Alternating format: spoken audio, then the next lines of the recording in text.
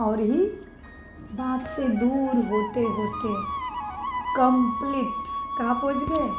उतरती कला तमो प्रधानता में पहुँच गए। तो अव्यक्त बाप दादा मेरे सामने बैठे हैं और मुझे ज्ञान अमृत खिला रहे हैं। किस लिए? ज्ञान अमृत किस लिए पीना है?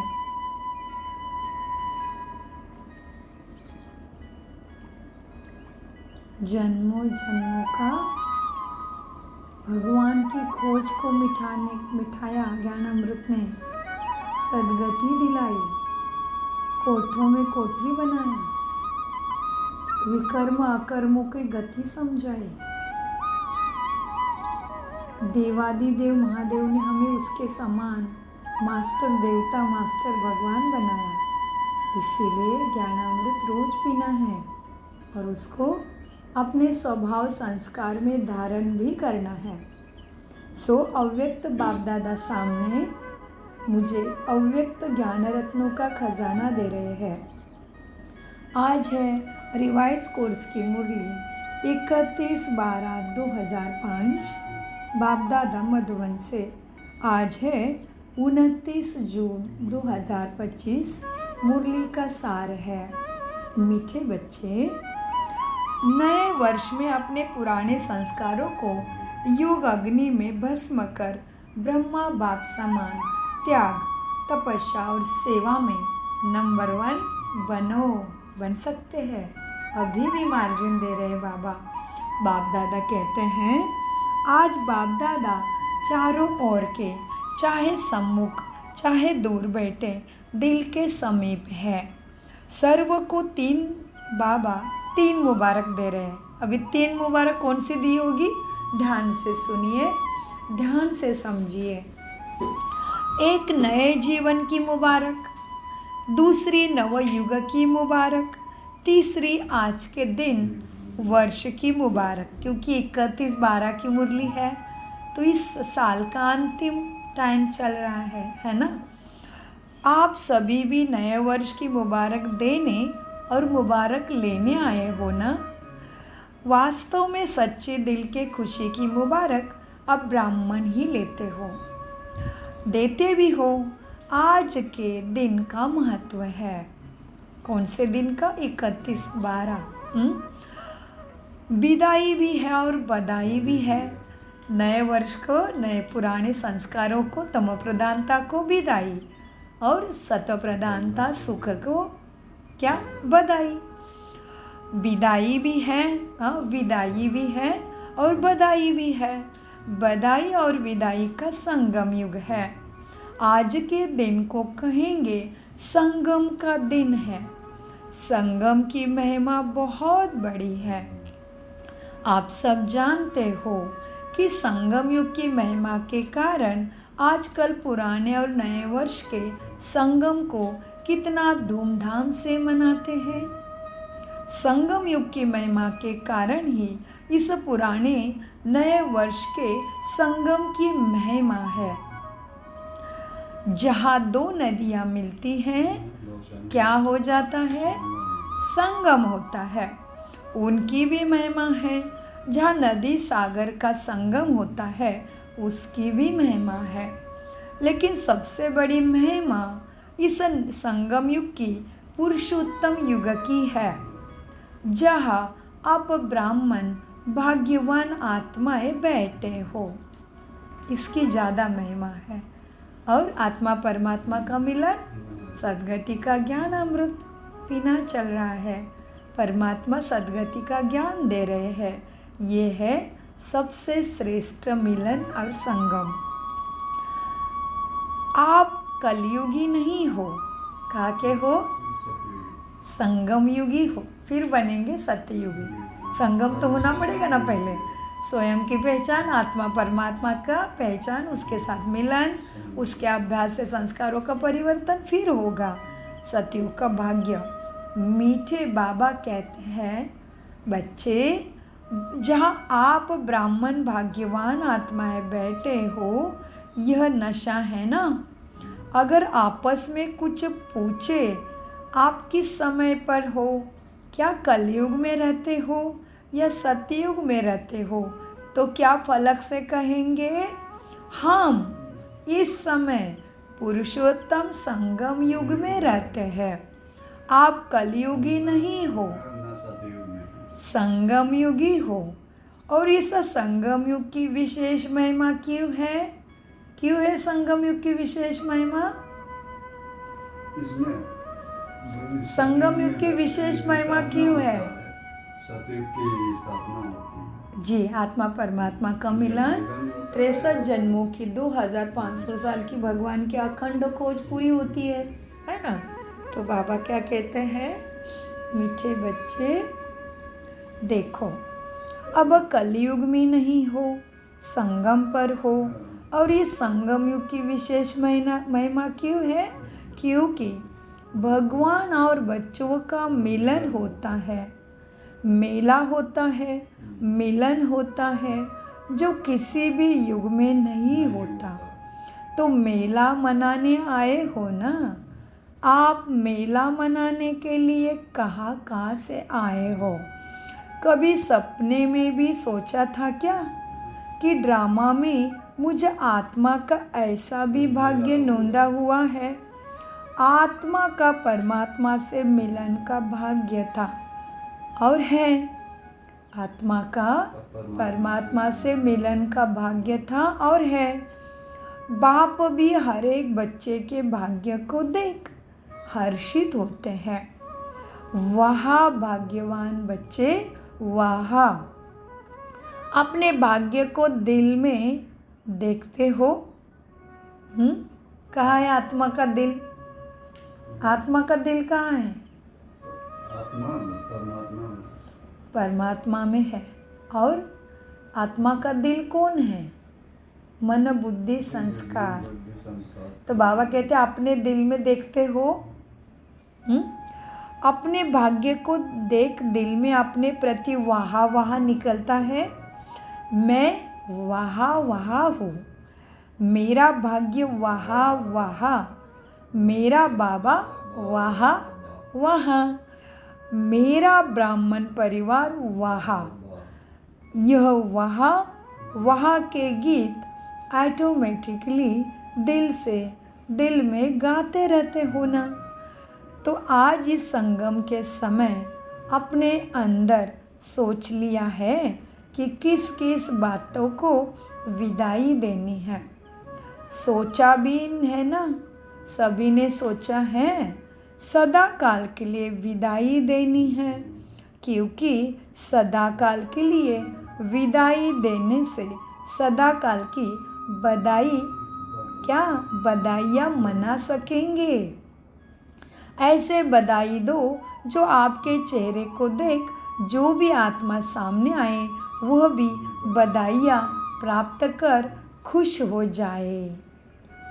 जो दिल से बधाई देते व लेते हैं वह सदा ही कैसे दिखाई देते हैं? जो दिल से बधाई लेंगे और देंगे वो सदा कैसे दिखाई देंगे? संगम युगी उड़ते फरिश्ते बाप समान दिखाई देंगे, है ना। तो बाबा कहते हैं तो हमारी दादियाँ, हमारे महारथी सभी भाई और शिवानी बहन कैसे दिखते सदा, हम सभी अनुभव कर रहे हैं ना। तो अपना चेकिंग करना है कि मैं बाबा बता रहे वैसे बन रहा हूँ क्या, कितना % बना हूँ। तो मीठे बाबा कहते हैं जो दिल से बधाई देते व लेते हैं वह सदा ही कैसे दिखाई देते हैं? संगम युगी फरिश्ता दिखाई देंगे। सभी का यही पुरुषार्थ है ना। 0 ब्राह्मण से फरिश्ता और फरिश्ता से देवता, क्योंकि बाप को सब प्रकार के संकल्प व जो भी कुछ प्रवृत्ति का कर्मों का बोझ है वो दे दिया ना। बोझ दे दिया है या थोड़ा सा रह गया है? चेक करो अपने आप, सब बोझ बाप दादा को दे दिया कि नहीं दे दिया? बाबा तो रोज कहते हैं बच्चे कर दो मुझे हवाले सारा, ट्रस्टी बन के संभालो, तुम क्यों चिंता करते हो? बाप बैठा है ना, बाप आया है ना, लेकिन देना आता है। कभी कभी बाबा कहते थोड़ा थोड़ा देते हैं, फिर वापस लेते हैं, फिर टोकरा उठाते हैं। हाँ, सो मीठे बाबा कहते हैं बच्चे, बाप को सब प्रकार के संकल्प व जो कुछ प्रवृत्ति का कर्मों का बोझ है वो दे दिया है ना। बोझ दिया है या थोड़ा सा रह गया है, क्योंकि थोड़ा भी बोझ फरिश्ता थोड़ा भी बोझ नहीं बनने देगा। और जब बाप बच्चों का बोझ लेने के लिए आए हैं तो बोझ देना मुश्किल है क्या? लेने वाला आया है तो देने में मुश्किल है क्या? जैसे घर में बहुत कूड़ा कचरा हो जाता है तो क्या अपने पास रख देते हैं? क्या तुरंत ढूंढ लेते बाहर कहाँ है कचरादानी, कहाँ है कूड़ादानी, तुरंत ढूंढ के निकाल के फेंक देते हैं ना। तो वैसे ही पुराने जन्मों के पुराने संस्कार, सारे लिए हुए बोझ, सब कुछ मेरा मेरा मेरा, ये बाबा कहते मुझे दे दिया कि नहीं दे दिया अभी तक। लेने वाला आया है तो देना नहीं आता। बाबा कहते बोझ दिया है या थोड़ा सा रह गया है, क्योंकि थोड़ा भी बोझ फरिश्ता बनने नहीं देगा। जब बाप बच्चों का बोझ लेने के लिए आए हैं तो बोझ देना मुश्किल है क्या? मुश्किल है या सहज है? जो समझते हैं बोझ दे दिया है वह क्या करो? हाथ उठाओ। जो समझते बाबा को बोझ दे दिया, हाथ उठाओ। हाँ, दे दिया है ना, देखना, सोच के हाथ उठाना। बोझ दे दिया है, अच्छा दे दिया है तो बहुत मुबारक हो। देखो कौन इतना भाग्यशाली है दुनिया में जिसको स्वयं भगवान बार बार मुबारक भी देते हैं। इतना योग्य कोई बना है दुनिया में? केवल परमात्मा शिक्षा से ही हम गिने चुने आत्माएं, पद्मा पदम भाग्यशाली आत्माएं हैं, इतने भाग्यशाली बनते हैं जो स्वयं हमें भगवान मुबारक देते हैं, अपने सभा में बिठाते हैं, आप समान हमें बनाते हैं। तो ऐसे भगवान से भले कौन नहीं प्यार करेगा? सोचो तो ज़रा। सोचोगे तो बाबा से बहुत प्यार हो जाएगा। और बाबा जैसे हमें बनाना चाहते हैं और हम सबका जन्म सिद्ध अधिकार भी है, ऐसे श्रेष्ठ बनना हम ज़रूर बनेंगे। लेकिन वो भाव निश्चित करना चाहिए, बाबा के ऊपर वो निश्चय होना चाहिए कि मैं कौन हूँ, मुझे कौन मिला है, समय कौन सा चल रहा है और मैं क्या कर रहा हूँ। ये चेकिंग बार बार होने से देखो कितना आनंद आएगा आपको। बहुत आनंद आता है, अनुभव करके देखिए। तो बाबा कहते बच्चे देखो, बाप को सब प्रकार के संकल्प व जो कुछ भी प्रवृत्ति का कर्मों का बोझ है वो दे दिया है ना। बोझ दिया है या थोड़ा सा रह गया है, क्योंकि थोड़ा सा बोझ फरिश्ता बनने नहीं देगा। और जब बाप बच्चों का बोझ लेने के लिए आए हैं तो बोझ देना मुश्किल है क्या? हाँ, सहज है ना। तो हाथ उठाओ जिन्होंने सहजता से दे दिया है। जिनको सहज लगता है वही हाथ उठाओ। सोच के हाथ उठाना। बोझ दे दिया है, अच्छा दे दिया है तो मुबारक हो। और जिन्होंने नहीं दिया है वो किसके लिए रखा है बताओ? बोझ से प्रीत है, बोझ अच्छा लगता है। देखो बाप दादा हर बच्चे को क्या कहते हैं? ओ मेरे, क्या कहते बाबा? ध्यान से देखिए, ओ मेरे बेफिक्र बादशाह बच्चे। क्या कहा बाबा ने? ओ मेरे, कि दूसरे के नहीं बोला, मेरे बोला है। हाँ, भगवान कह रहा है मेरे लाडले, मेरे बादशाह, वो भी बेफिक्र। तो हम ऐसे बनेंगे तो बाबा के मेरे बेफिक्र बादशाह के लिस्ट में आ जाएंगे। तो बाबा कहते बच्चे, ओ मेरे बेफिक्र बादशाह बच्चे, जो बोझ का फिक्र होता है ना, तो बोझ लेने के लिए बाप आया है।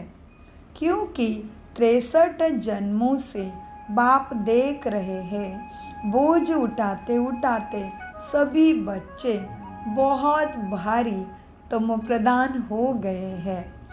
इसीलिए जब बाप बच्चों को, क्या बोला बाबा ने, जब बाप बच्चों को प्यार से कह रहे हैं, बच्चे बोझ दे दो, प्यार से कह रहे हैं, क्या कहा बाबा ने प्यार से, बोझ दे दो। फिर भी क्यों रख लिया है? क्या बोझ अच्छा लगता है? सबसे सूक्ष्म क्या है? बोझ है, पुराने संस्कारों का। बाप दादा ने सबसे सूक्ष्म क्या है? पुराने संस्कारों का बोझ बाप दादा को दे दो। बाप दादा ने हर बच्चे के इस वर्ष का क्या देखा होगा? चार्ट देखा।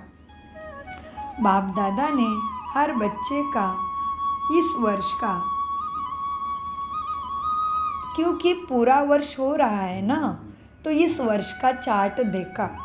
आप सभी ने भी अपना अपना वर्ष का चार्ट चेक किया होगा ना। तो बाप दादा ने देखा कि कई बच्चों को इस पुराने संस्कारों की आकर्षण कम हुई है। तो कई बच्चे पास हो गए हैं। हाँ, तो अपने को चेक करना हम कहाँ तक पास हुए हैं। तो बाबा कहते हैं बाप दादा ने देखा कि कई बच्चों को इस पुराने संस्कार की आकर्षण कम हुई है, पुराने संबंध की भी आकर्षण कम हुई है, लेकिन पुराने संस्कार उसका बोझ मेजॉरिटी में रहा हुआ है। किसी ना किसी रूप में, चाहे मनसा अशुद्ध नहीं, लेकिन व्यर्थ संकल्प का संस्कार अभी भी परसेंटेज में दिखाई देता है। वाचा में भी दिखाई देता है व्यर्थ का संस्कार। संबंध संपर्क में भी कोई ना कोई संस्कार अभी भी दिखाई देता है। ओहो, तो चेक करना है मेरे में बाबा को क्या क्या दिखाई दे रहा होगा।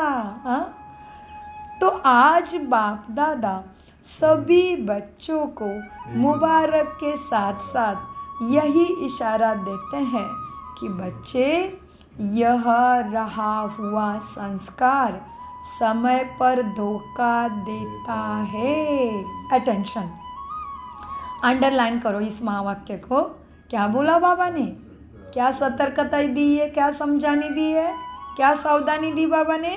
बच्चे, पुराना संस्कार अंश मात्र भी होगा तो समय पर धोखा जरूर देगा, और अंत में भी धोखा देने के निमित्त बन जाएगा। इसीलिए आज संस्कारों का, पुराने संस्कार का भी अंतिम संस्कार कर लो, तभी नए साल की बधाई हो जाएगी और सच मायने में पुरानों की विदाई हो जाएगी। हर एक, बाबा क्या कहते हैं, हर एक अपने संस्कार को जानता भी है, छोड़ना चाहता भी है, तंग भी है, लेकिन सदा के लिए परिवर्तन करने में तीव्र पुरुषार्थी नहीं है। पुरुषार्थ करते हैं लेकिन तीव्र पुरुषार्थ नहीं करते हैं।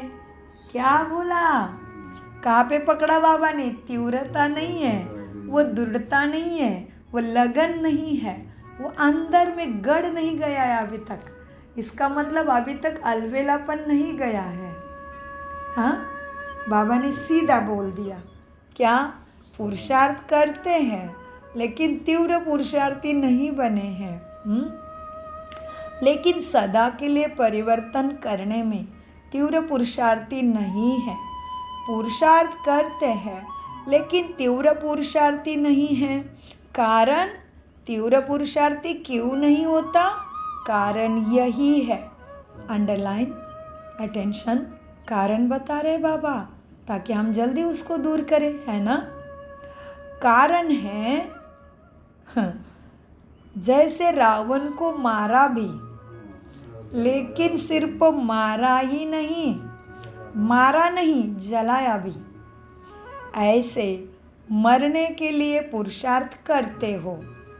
थोड़ा बेहोश भी होता है पुराना संस्कार, लेकिन संपूर्ण योग में रह के उसको जलाया नहीं, तो बेहोश से बीच बीच में उठ जाता है पुराना संस्कार।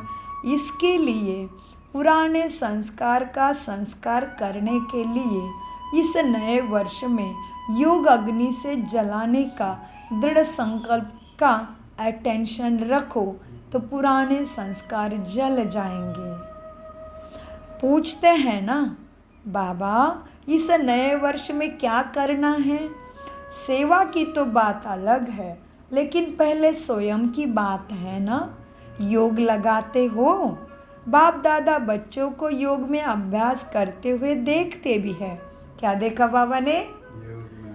योग का अभ्यास भी करते हैं। अमृत वेले भी बहुत पुरुषार्थ करते हैं, लेकिन योग तपस्या तप के रूप में नहीं करते हैं। प्यार से याद ज़रूर करते हैं, बाप से रूह रियान बहुत करते हैं, शक्ति भी लेने का अभ्यास करते हैं, लेकिन याद को इतना पावरफुल अभी भी नहीं बनाया है। इसलिए पुराने संस्कार जल नहीं रहे हैं, बेहोश हो रहे हैं और फिर से धोखा भी दे रहे हैं। तो क्या कहा बाबा ने? क्या कहा? बाबा से चाट भी करते, चिट-चाट करते, अभ्यास भी करते याद का, अमृत वेला भी करते, लेकिन क्या हो गई डिफ़िकल्टी? अभी प्यार से याद ज़रूर करते, रूह रियान भी बहुत करते, शक्ति भी लेते, अभ्यास है शक्ति लेने का, लेकिन याद को इतना पावरफुल नहीं बनाते हैं। जो जो संकल्प करो विदाई तो विदाई हो जाना चाहिए, इतनी तीव्रता से करो। जो जो पुराने संस्कार को विदाई करना है, तो बाबा कहते विदाई होनी ही चाहिए। फिर वो पुराना संस्कार धोखा देने आए ही नहीं। जैसे मुझे कुछ पता ही नहीं कि ये संस्कार होता क्या है विकारों का, ऐसी अवस्था होनी चाहिए। छोटे बच्चों जैसे भरपूर ब्रह्मा बाप समान एकदम निराकारी, निर्विकारी, निरहंकारी अवस्था हो जाए। तो बाबा कहते हैं याद को इतना पावरफुल नहीं बनाया है। जो जो संकल्प करो विदाई तो विदाई हो जाए। योग को योग अग्नि के रूप में कार्य में नहीं लगाते, इसलिए योग को पावरफुल बनाओ। एकाग्रता की शक्ति विशेष संस्कार भस्म करने में आवश्यक है। कौन सी संस्कार हमें चाहिए? कौन सी शक्ति चाहिए बताओ? पुराने संस्कारों को हमेशा के लिए भस्म करने के लिए कौन सी शक्ति चाहिए? एकाग्रता की शक्ति। एकाग्रता से बैठे एक संकल्प में है तो मन दूसरी तरफ लेके ही नहीं जाए मेरे आत्मा के परमिशन के बिना। अगर मैं एक सोमान में स्थित हो गया हो तो हो गया हो, मेरे परमिशन के बिना मन कहीं लेके जाए ही नहीं। ऐसे एकाग्रता। मैं श्रेष्ठ मास्टर, मैं मास्टर भगवान हूँ तो हूँ। फिर भगवान क्या क्या करेंगे? दृष्टि से, कृति से, संकल्प से, वो सारा चीज़ मेरे से होना चाहिए। मैं समझ लो हमने सम्मान लिया है आज, मैं मास्टर ज्ञान सागर हूँ। तो ज्ञान सागर, मास्टर ज्ञान सागर कैसे होगा? दिन भर कृति में, वृत्ति में, दृष्टि में, स्मृति में, तो वो चीज़ होनी चाहिए। इसीलिए बाबा कहते हैं बच्चे देखो क्या होता है। अब योग का रूप अग्नि योग को योग अग्नि के रूप में कार्य में नहीं लगाते हैं, इसलिए योगों को पावरफुल बना। एकाग्रता की शक्ति विशेष संस्कार भस्म करने में आवश्यक है। कड़े पुराने संस्कार भस्म कैसे होंगे? एकाग्रता की शक्ति, अटेंशन, मैं और बाबा और शिक्षा उसकी, इसके ऊपर एकाग्रता मन बुद्धि की, तो फिर पुराने संस्कार योग अग्नि में ज़रूर भस्म हो जाएंगे। बहुत सारी युक्तियाँ बाबा बहुत आसानी से देते हैं, बस हमें उसको अटेंशन से पकड़ना है, अंडरलाइन करके रखने हैं बड़े बड़े महावाक्यों को। ये बड़े बड़े ये वाले महावाक्य बड़े बड़े अक्षरों में अपने डायरी में दरवाजे के ऊपर जहाँ जहाँ बार बार नज़र जाती है ना, उधर लिख के रखने चाहिए। ऐसे ही तो हम स्कूलों में तो ऐसे अभ्यास करते थे ना, जो मेन पॉइंट थे उसके नीचे क्या लिखते थे? VIP point, very important portion है ना, या वेरी इंपॉर्टेंट पार्ट। तो इसी तरह से महावाक्यों को अपने को पता चलता है कि ये महावाक्य मेरे लिए बहुत ज़रूरी है। तो इसीलिए बाबा ने क्या कहा, बोलो अभी? बाबा ने कहा योग को योग अग्नि के रूप में कार्य में नहीं लगाते, इसीलिए योगों को पावरफुल बनाओ। एकाग्रता की शक्ति विशेष संस्कार भस्म करने में आवश्यक है। जिस स्वरूप में एकाग्र होना चाहो, जितना समय एकाग्र होना चाहो, ऐसे एकाग्रता संकल्प किया और भस्म। इसको कहा जाता है योग अग्नि। ध्यान दो, योग अग्नि किसको कहा जाता है? बाबा ने बड़े विस्तार से बताया है ना। इसको कहा जाता है योग अग्नि। किसको कहा जाता है योग अग्नि? बताओ। योग को योग अग्नि के रूप में कार्य में नहीं लगाते हो, इसीलिए योग को पावरफुल बनाओ। तो उसके लिए क्या करो? पावरफुल योग बनाने के लिए एकाग्रता की शक्ति विशेष संस्कार भस्म करने में आवश्यक है। जिस स्वरूप में एकाग्र होने चाहो, जितना समय एकाग्र होने चाहो, ऐसे एकाग्रता संकल्प किया और भस्म। इसको कहा जाता है योग अग्नि। नामो निशान समाप्त। मारने में फिर भी लाश तो रहता है ना, भस्म होने के बाद नामो निशान खत्म। तो इस वर्ष योग को पावरफुल स्टेज में लाओ। जिस स्वरूप में रहना चाहो, मास्टर सर्वशक्तिवान ऑर्डर करो, समाप्त करने की शक्ति आपके ऑर्डर से नहीं माने, यह हो नहीं सकता। इतने पावरफुल मालिक बनो अपने संस्कारों का। कैसे बोला बाबा ने? इस वर्ष योग को पावरफुल स्टेज में लाओ। जिस स्वरूप में रहने चाहो, तो कौन सा स्वरूप लिया? मैं मास्टर सर्वशक्तिवान।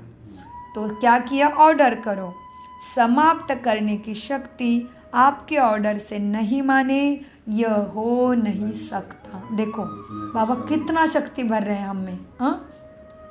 मालिक हो ना, मास्टर कहलाते हो ना, तो मास्टर ऑर्डर करे और शक्ति हाजिर ना हो, यह हो नहीं सकता। नहीं तो मास्टर काय के हो? फिर बाबा कहते हैं मास्टर कहलाते हो ना। क्या? मैं मास्टर सर्वशक्तिवान हूँ। तो मास्टर कहलाते हो ना, तो फिर किस में मास्टर है? मैं मास्टर ज्ञान सूर्य हूँ, मैं शांति का सागर हूँ, मैं मास्टर शांति सागर हूँ, मैं मास्टर शांति दाता हूँ। तो बाबा कहते हैं मास्टर कहलाते हो ना, और मास्टर की ऑर्डर शक्तियाँ नहीं माने, हो नहीं सकता। कौन सी शक्तियाँ हैं? लिखो कमेंट्स बॉक्स में। सहन करने की शक्ति, समाने की शक्ति, परखने की शक्ति, सहयोग की शक्ति, सामना करने की शक्ति, विस्तार को संकीर्ण करने की शक्ति। तो यह सारी क्या है? हमारी शक्तियाँ हैं। और फिर शांति की शक्ति, सारे गुणों की भी शक्तियाँ हैं। शांति की शक्ति, प्रेम की शक्ति, आनंद की शक्ति, ज्ञान की शक्ति, याद की शक्ति। तो बाबा कहते हैं मीठे बच्चे, इसके ऊपर और भी गहरा चिंतन कर सकते हैं। मास्टर कहलाते हो ना, तो मास्टर ऑर्डर करे और शक्ति हाजिर ना हो, तो यह हो नहीं सकता। मास्टर ऑर्डर करे और शक्ति हाजिर ना नहीं हो, तो क्या वो मास्टर है? तो बाप दादा ने देखा कि पुराने संस्कार का कुछ न कुछ अंश अभी भी रहा हुआ है और वह अंश बीच बीच में वंश भी पैदा कर देता है जो कर्म तक भी काम हो जाता है। युद्ध करनी पड़ती है। तो बाप दादा को बच्चों का समय प्रमाण युद्ध का स्वरूप भाता नहीं है। बाबा कहते समय प्रमाण युद्ध का स्वरूप अच्छा नहीं लगता तुम्हारा बाबा को, तुम्हें रेडी होना चाहिए अभी। हाँ, बाप दादा हर बच्चों को मालिक के रूप में देखना चाहते हैं।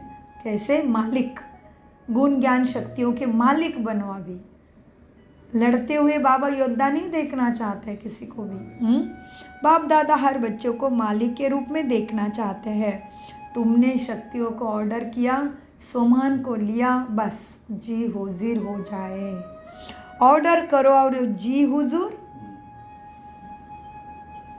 तो ऐसा हमारी अवस्था है, देखना है, चेक करना है और इसके ऊपर हमें अटेंशन से वर्क करना है, करना ही है, क्योंकि जो करेगा वह ज़रूर पाएगा, नहीं करेगा बहुत बहुत पछताएगा। फिर भगवान भी मदद ना गुरु के रूप में, ना सद्गुरु के रूप में, ना शिक्षक, ना बाप के रूप में वो मदद नहीं करेगा। अभी उसने सारे युक्तियों के साथ, सारी शक्तियाँ, उसका साथ भी हमारे लिए अवेलेबल रखा है। मीठे बच्चे, बाप दादा तुम्हें योद्धे के रूप में पसंद नहीं करते हैं। बाप दादा हर बच्चों को मालिक के रूप में देखने चाहता है। ऑर्डर करो जी हजूर। तो सुना, इस वर्ष स्वयं के प्रति क्या करना है? शक्तिशाली बेफिक्र बादशाह, क्योंकि सभी का लक्ष्य है ना। किसी से भी पूछो तो क्या कहते हैं? हम विश्व का राज्य भाग्य प्राप्त करेंगे, राज्य अधिकारी बनेंगे, ऐसे ही कहते हैं। कोई भी पूछो तो क्या क्या कहते हैं हर कोई? तो बाबा कहते शक्तिशाली बेफिक्र बादशाह हो ना, तो ऐसे बने हो क्या? अपने को राजयोगी भी कहलाते हो। प्रजा योगी है कोई? या कोई प्रजा बनने के लिए आया है क्या? नहीं, राजयोगी कहलाते हो। तो बाबा कहते प्रजा योगी हो कोई यहाँ? राजयोगी कहलाते हो। प्रजा योगी है क्या? कोई है सारी सभा में जो प्रजा योगी है? जो प्रजा योगी हो, राजयोगी नहीं हो। टीचर्स कोई है ऐसे? आपके सेंटर पर कोई प्रजा योगी है? कहलाते तो सब राजयोगी है। प्रजा योगी कोई हाथ नहीं उठाता है। अच्छा नहीं लगता है ना प्रजा बनना। और बाप को भी फक्र है, मेरा राजा बच्चा है हर कोई। बाप दादा फक्र से कहते हैं, मीठे बच्चे, संगम पर भी हर बच्चा राजा बच्चा है। कोई बाप ऐसे फलक से नहीं कह सकता कि मेरा एक एक बच्चा राजा है। लेकिन बाप दादा कहते हैं हर एक बच्चा स्वराज्याधिकारी राजा है। प्रजा योगी में तो हाथ नहीं उठाया ना, तो राजा हुआ ना, राजा हो ना। क्योंकि ऐसा ढीला ढीला राजा नहीं बनना जो ऑर्डर करो आवे नहीं। ऐसे ढीला ढीला राजा नहीं बनना जो शक्ति के ऑर्डर की तुमने और वो आती नहीं है। ऐसे ढीला ढीला राजा कभी नहीं बनना, ऐसे बाप दादा कह रहे हैं। क्या कह रहे बाबा? बच्चों को कहते मीठे बच्चों, बाप दादा के बेफिक्र बादशाह बच्चों कह रहे बाबा। कह रहे हैं ना, हमारे इस पे दूसरे चैनल के लिए इस पे भी मुरली रिकॉर्डिंग चल रहा है। तो बाबा कहते हैं बच्चे, क्या कहा बाबा ने? बच्चा हम विश्व का राज्य प्राप्त करेंगे, राज्य अधिकारी बनेंगे। हर कोई कहता है हम राज्य योगी हैं। बाप दादा फक्र से कहते हैं संगम युग पर मेरा हर बच्चा राजा बच्चा है। कोई बाप ऐसे फलक से नहीं कह सकता कि मेरा एक एक बच्चा राजा है। ऐसा कोई भी बाप नहीं कह सकता। लेकिन ये परमपिता बाप कह रहा है कि मेरा हर बच्चा राजा बच्चा है। तो अपने को देखना है कि मैं बाबा के राजा बच्चा के लिस्ट में आता हूँ क्या नहीं। तो बाप दादा फक्र से कहते हैं कि संगम पर भी हर बच्चा राजा बच्चा है। कोई बाप ऐसे फलक से नहीं कह सकता कि मेरा एक एक बच्चा राजा है, लेकिन बाप दादा कहते हैं हर एक बच्चा स्वराज्याधिकारी राजा है, प्रजा योगी कोई नहीं है। राजा होना, लेकिन ऐसा ढीला ढीला राजा नहीं बनना जो तुम्हारे ही प्रजा, साहूकार, नौकर चाकर, मंत्री संतरी तुम्हारा ऑर्डर ही नहीं माने। तो हमारे आत्मा राजा के कौन है मंत्री, कौन है प्रजा, नौकर चाकर, कर्मचारी कौन है हमारे, बताओ। आत्मा राजा के कर्मचारी कौन है?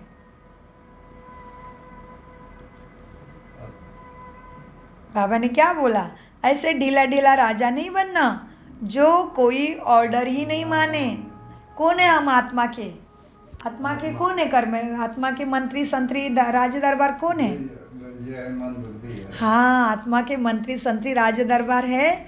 मन बुद्धि संस्कार अंदर के अति सूक्ष्म और बाहर के मंत्री संतरी कर्मचारी है 5 सेंस ऑर्गन्स। देखने की शक्ति, बोलने की शक्ति, समझने की शक्ति, चलने की शक्ति, स्पर्श शक्ति, सारी चीज़ें। हाँ, तो बाबा क्या कहते हैं, ऐसा ढीला ढीला राजा नहीं बनना जो ऑर्डर करो और आवे नहीं। कमज़ोर राजा नहीं बनना। पीछे वाले कौन हो? जो समझते राजयोगी है वही हाथ उठाओ। ऊपर में भी बैठे हैं, गैलरी में भी बैठे हैं, हाथ हिला रहे हैं। आज हॉल में 18,000 भाई बहन बैठे हैं, बाप दादा देख रहे हैं। हाथ उठाओ, ऊपर वाले भी हाथ उठाओ। तो हॉल में जहाँ जहाँ बैठे बाबा ने सबसे हाथ उठा दिया। तो अभी ये लास्ट टर्न में शुरू हो जाएगा। तो 3 मास बाप दादा देते हैं, ठीक है देवे, 3 मास देवे राजा योगी। पक्के बेफिक्र बादशाह बनने के लिए बाबा 3 मास दे रहे हैं। तो 3 मास बाप दादा देते हैं, ठीक है। होमवर्क देंगे, क्योंकि ये बीच बीच होमवर्क भी, ये बीच बीच का होमवर्क भी, क्या कहते हैं बाबा, बीच बीच का होमवर्क भी लास्ट पेपर में मार्क्स जमा होगा। वाह, कितनी सुंदर बात है। देखो ये कैसा एक्यूरेट शिक्षक गुरु है मेरा, है कि नहीं? हाँ, तो अभी ये लास्ट टर्न में शुरू हो जाएगा। तो 3 मास बाप दादा देते हैं, होमवर्क देंगे, क्योंकि ये बीच बीच का होमवर्क भी लास्ट पेपर में जमा होगा। तो 3 मास में हर एक अपना चार्ट चेक करना कि मैं मास्टर सर्वशक्तिवान होकर किसी भी कर्मेंद्रियों को, किसी भी शक्ति को जब ऑर्डर करे वो प्रैक्टिकल में ऑर्डर माना या नहीं माना, चेक करना, चेंज करना। कर सकते हो ना?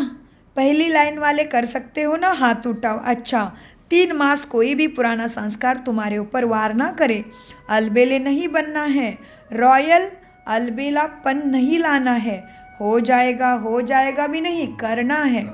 बाप दादा से बहुत मीठी मीठी बातें करते हैं, कहते हैं बाबा आप फिक्र नहीं करो, हो जाएगा। बच्चे भी बहुत चतुर है, बाबा को विश्वास दिलाते, बाबा आप फिक्र नहीं करो, हो जाएगा। तो बाबा कहते ऐसा रॉयल अलबेलापन भी नहीं लाना, हो जाएगा नहीं, करना है। हो जाएगा कहते हैं। बाप दादा क्या करेंगे? सुनकर मुस्कुरा देते हैं, लेकिन बाप दादा इन 3 मास में अगर ऐसे बात की तो मानेगा नहीं। बाप दादा इस 3 मास में अगर ऐसी बात की तो मानेगा नहीं। मंजूर है तो हाथ उठाओ, दिल से हाथ उठाना। सभी कारण नहीं, सभा के कारण हाथ नहीं उठाना, दिल से हाथ उठाना। क्यों?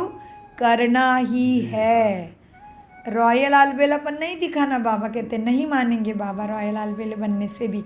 हो जाएगा बाबा, आप फिक्र क्यों करते हो? ये नहीं, करना ही है। चाहे कुछ भी सहन करना पड़े, कुछ छोड़ना भी पड़े, कोई हर्जा नहीं, करना ही है। पक्का पक्का पक्का टीचर, करना है। तो अपने आप को पूछना पड़ेगा। बाबा कहते करना है, करना है, करना है। टीचर करना ही है ना। अच्छा, ये ताज वाले बच्चे क्या करेंगे? छोटे बच्चे ताज पहनकर सामने बैठे हैं। ताज तो अच्छा पहन लिया है, करना पड़ेगा। अच्छा, देखना बच्चे हाथ उठा रहे हैं, अगर नहीं करेंगे तो क्या करें वह भी बता दो। फिर बाप दादा की सीज़न में एक बार आने नहीं देंगे। फिर बाप दादा की सीज़न में एक बार आने नहीं देंगे, क्योंकि बाप दादा देख रहे हैं कि समय आपका इंतज़ार कर रहा है। आप समय का इंतज़ार करने वाले नहीं हो, आप इंतज़ाम करने वाले हो। समय आपका इंतज़ार करा रहा है, समय आपका इंतज़ार कर रहा है। प्रकृति भी तमो प्रधान, प्रकृति भी सतो प्रधान, प्रकृति आपका आह्वान कर रही है। तो 3 मास में अपने शक्तिशाली स्टेज में रहे हुए संस्कारों को परिवर्तन करना। अगर 3 मास अटेंशन रखा ना तो ये उसका आगे भी अभ्यास हो जाएगा। एक बारी परिवर्तन की विधि आ गई ना तो बहुत काम आएगा। समय का आप इंतज़ार नहीं करो, कब विनाश होगा, कब विनाश होगा। सब रूहान में पूछते हैं, बाहर से नहीं बोलते लेकिन अंदर बात करते हैं। पता नहीं कब विनाश होगा, 2 साल में होगा, 10 साल में होगा, कितना साल में होगा। आप क्यों समय का इंतज़ार करो, समय आपका इंतज़ार कर रहा है। बाप से पूछते हैं, बाबा तारीख बता दो, थोड़ा सा वर्ष बता दो, 10 वर्ष लगेंगे, 20 वर्ष लगेंगे। बाबा को पूछते हैं बच्चे कितने वर्ष लगेंगे। बाप दादा कहते हैं बच्चे, बाप दादा बच्चों से प्रश्न पूछते हैं कि आप सब बाप समान बन गए हो, जो मुझे पूछते हो विनाश कब होगा। बाबा कहते तुम बने हो ऐसे बाप समान। तो बाप दादा भी बच्चों को प्रश्न पूछते हैं, बच्चे तुम ऐसे बाप समान बने हो क्या, जो विनाश का इंतज़ार कर रहे हो। अपने अंदर से सारे तमो प्रधानता का विनाश किया है पहले बाप को सारा बोझ दिया है। बाबा की शिक्षा को संपूर्ण रीति दृष्टि कृति वृत्ति संस्कारों में धारण किया है। बाप समान ब्रह्मा, बाप समान शिव बाबा समान गुण ज्ञान शक्तियों में बने हो। देवता समान सर्वगुण संपन्न, 16 कला संपूर्ण, संपूर्ण निर्विकारी, मर्यादा पुरुषोत्तम, अहिंसा परमो धर्म बने हो। बाबा पूछते हैं, बाप समान बने हो खुद, जो हमें पूछते हो विनाश कब होगा। बाबा कहते समय का इंतज़ार क्यों कर रहे हो। समय तुम्हारा इंतज़ार कर रहा है कि कब तैयार होंगे हमारे प्रकृतिपति। सो बाबा ने कहा बच्चे अपने को पूछो कि हम बाप समान बने हैं। पर्दा खोले कि पर्दा खोलेंगे तो कहीं कंधा हिला कर रहे हैं, कोई ऐसे कर रहे हैं। कोई फेस को क्रीम, बाबा कहते जब पर्दा खुलेगा विनाश का तो क्या दिखाई देगा। कोई अभी भी मेकअप कर रहा है, कोई क्या कर रहा है, कोई कपड़े पहन रहा है, कोई क्या कर रहा है। तो पर्दा खोले कि पर्दा खोलेंगे तो कोई कंघी कर रहा है, कोई फेस की क्रीम लगा रहा है। अगर एवर रेडी हो, संस्कार पुराने समाप्त हो गए तो बाप दादा को पर्दा खोलने में क्या देरी लगेगी क्या।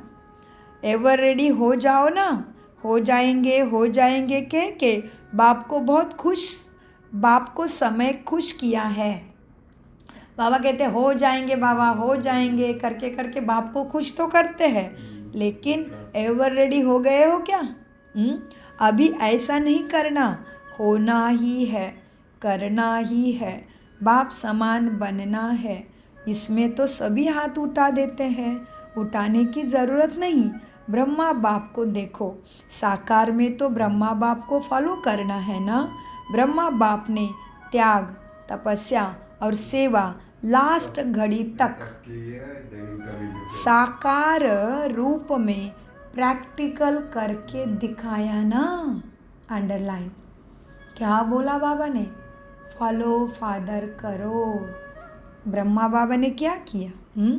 ब्रह्मा बाप को देखो, साकार में तो ब्रह्मा बाप को फॉलो करो। करना है ना फॉलो करना है बाबा को। ब्रह्मा बाप ने त्याग, क्या किया? त्याग, तपस्या और लास्ट घड़ी तक साकार रूप में प्रैक्टिकल में पुरुषार्थ करके दिखाया। कितनी भी बड़ी परीक्षा आने दो, लेकिन श्रीमत के अनुसार ही मनसा वाचा कृति बाबा ने चलाई ब्रह्मा बाबा। इसलिए नंबर 1 फरिश्ता, नंबर 1 श्रेष्ठ इस धरती पे, श्रेष्ठ आत्मा, नंबर 1 राजा महाराजा और आदिदेव बने बाबा। तो ब्रह्मा बाप ने त्याग, तपस्या और सेवा लास्ट घड़ी तक साकार रूप में प्रैक्टिकल दिखाया। अपनी ड्यूटी शिव बाप द्वारा महावाक्य उच्चारण की ड्यूटी भी लास्ट दिन तक भी निभाई। लास्ट मुरली याद है ना? 3 शब्द का वरदान याद है ना? कौन से 3 शब्द थे? कौन से 3 शब्द दिए बाबा ने लास्ट में?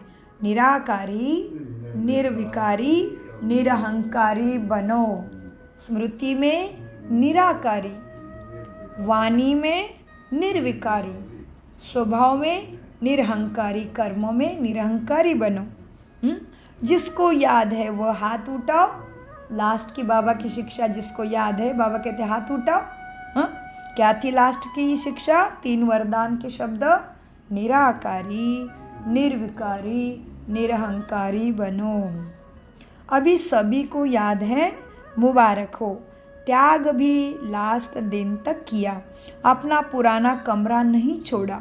बच्चों ने कितना प्यार से ब्रह्मा बाबा को कहा, लेकिन बच्चों के लिए बनाया है, स्वयं यूज़ नहीं किया। और सदा 2:30 बजे उठकर स्वयं प्रति तपस्या की, पुराने संस्कार भस्म किए, तब कर्मातीत अव्यक्त फरिश्ता बने। कौन? ब्रह्मा बाबा। कर्मातीत अव्यक्त बने, फरिश्ता बने। जो सोचा वह करके दिखाया। कहना, सोचना और करना तीनों समान ब्रह्मा बाप ने बनाया। तो अभी फॉलो फादर करो। करना, सोचना, बोलना और करना एक समान। तो बाबा कहते हैं, देखो, जो सोचा वह करके दिखाया। करना, सोचना और कहना तीनों समान। तो तुम्हें क्या करना है? Follow father. लास्ट तक अपने कर्तव्य में पूर्ण रहे। पत्र भी लिखे, किसमें पूर्ण रहे? कर्तव्य में पूर्ण रहे। बाबा करते रहे लास्ट तक अपने कर्तव्य, यज्ञ के प्रति शिव पिता के शिक्षा अनुसार करते ही रहे। लास्ट तक अपने कर्तव्य में पूर्ण रहे। पत्र भी लिखे। कितने पत्र लिखे? सेवा भी नहीं छोड़ी। Follow father. अखंड महादानी, महादानी, महादानी तुम्हें बनना है। फॉलो फादर, ब्रह्मा करना है। अखंड महादानी, महादानी नहीं, अखंड महादानी माना निरंतर देने वाला, निरंतर करने वाला।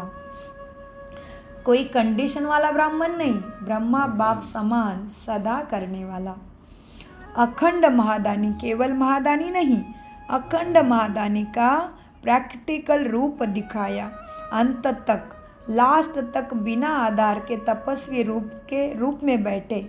अभी बच्चे तो आधार लेके बैठते हैं ना। बाबा ने बैठते टाइम कभी आधार नहीं लिया पीछे बैक को, जितना हम लेते हैं क्या क्या सपोर्ट। इतने 98 साल की उम्र में भी बाबा ने सपोर्ट के बिना बैठे। इतना शरीर उनका खांसी से परेशान था भी, फिर भी बाबा ने प्रकृति जीत बन के दिखाया, ब्रह्मा बाबा ने। तो बाबा कहते हैं, ब्रह्मा बाप ने आदि से अंत तक एक तपस्वी रूप रखा, अपना एक तपस्वी रूप रखा। आँखों में चश्मा भी नहीं डाला। ओहो, हमने तो बड़े महंगे महंगे चश्मे डाले इतने छोटी उम्र में। ब्रह्मा बाबा ने चश्मा तक नहीं लगाया, इतना प्रकृति जीत बने थे, बाप रे। तो हमें अभी फॉलो फादर करना है ना। तो बाबा कहते हैं, लास्ट तक बिना आधार के तपस्वी रूप में बैठे। अभी बच्चों के आधार लेते हैं ना बैठने का। हाँ, बच्चे भी आधार लेते हैं, लेकिन ब्रह्मा बाप ने आदि से अंत तक तपस्वी रूप दिखाया ना। आँखों में चश्मा नहीं डाला, यह सूक्ष्म शक्ति है उनके अंदर।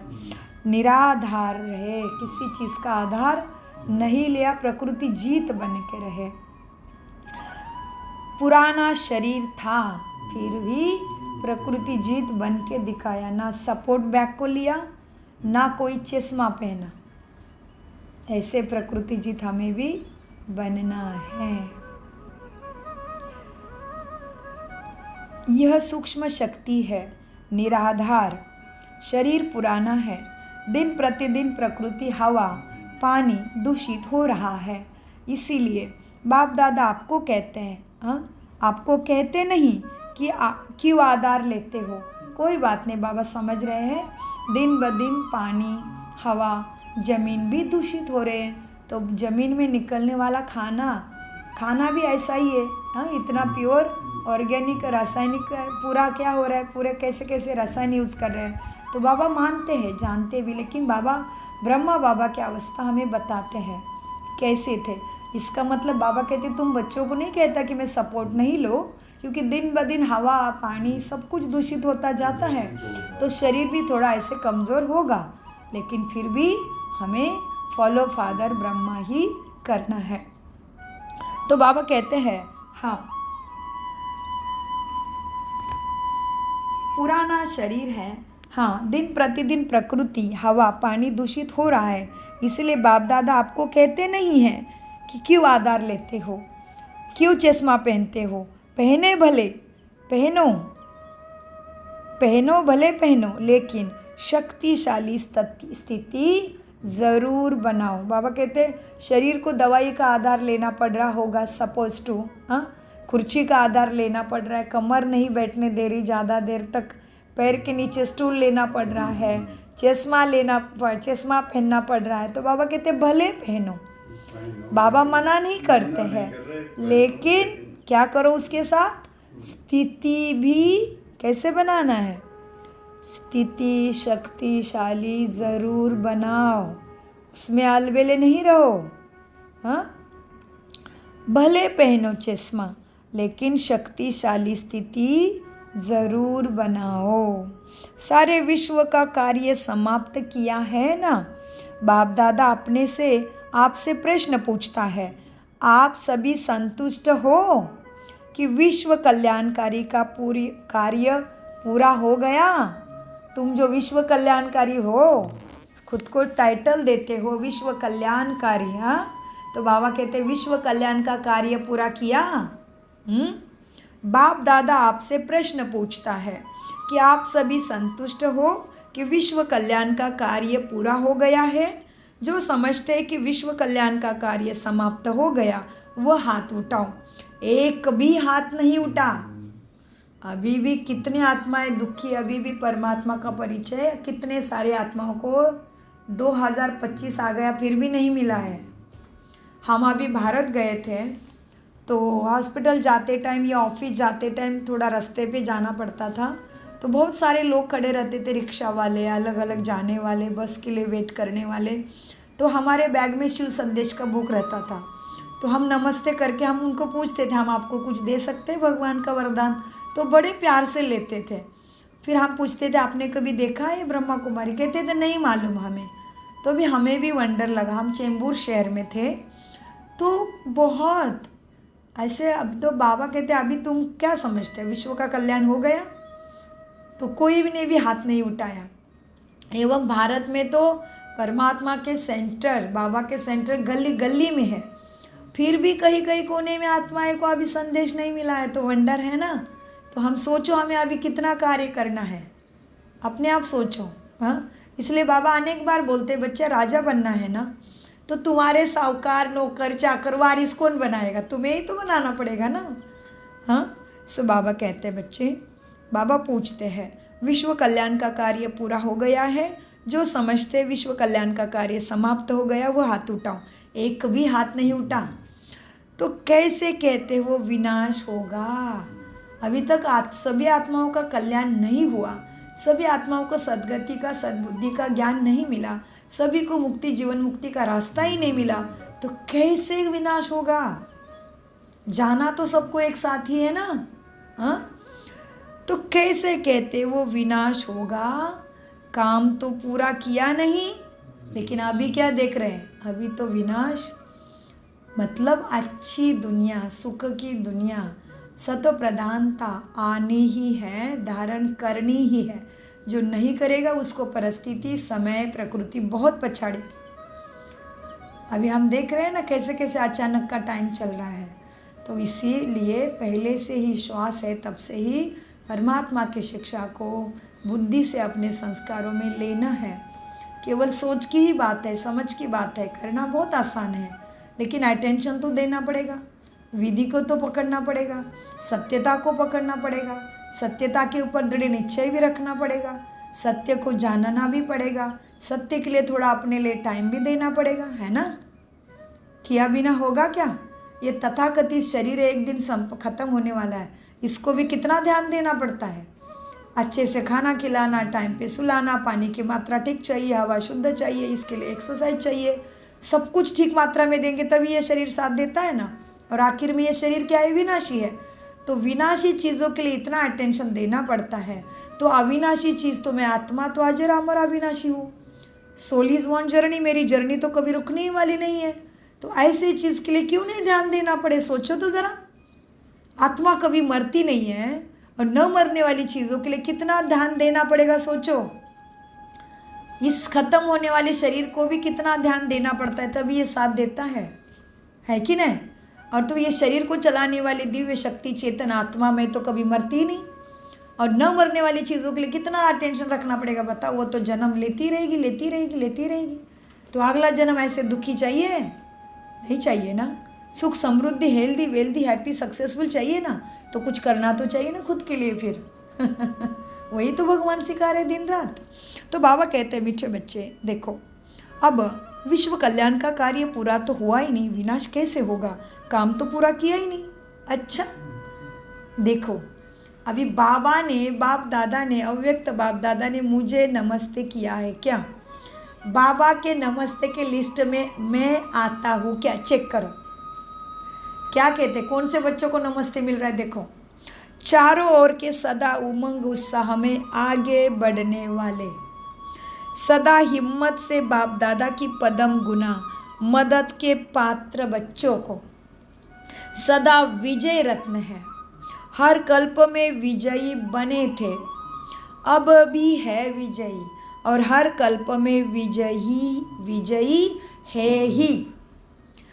ऐसे विजयी बच्चों को सदा एक बाप दूसरा न कोई, न संसार की कोई आकर्षण, न संस्कारों की आकर्षण, दोनों आकर्षण से मुक्त रहने वाले सदा बाप समान बच्चों को बाप दादा का याद, प्यार, गुड मॉर्निंग, नमस्ते प्यारे बच्चे, नमस्ते। हम कौन से बच्चों का, हमारा भी ऐसा ही नमस्ते होना चाहिए बाबा को। कैसा, चारों ओर के हम, सदा उमंग उत्साह में आगे बढ़ने वाले, सदा हिम्मत से बाप दादा की पदम गुना मदद के पात्र बच्चों का, सदा विजय रत्न, हर संकल्प में विजयी बने हुए और अभी भी विजयी है, हर कल्प की हम विजयी बच्चों का।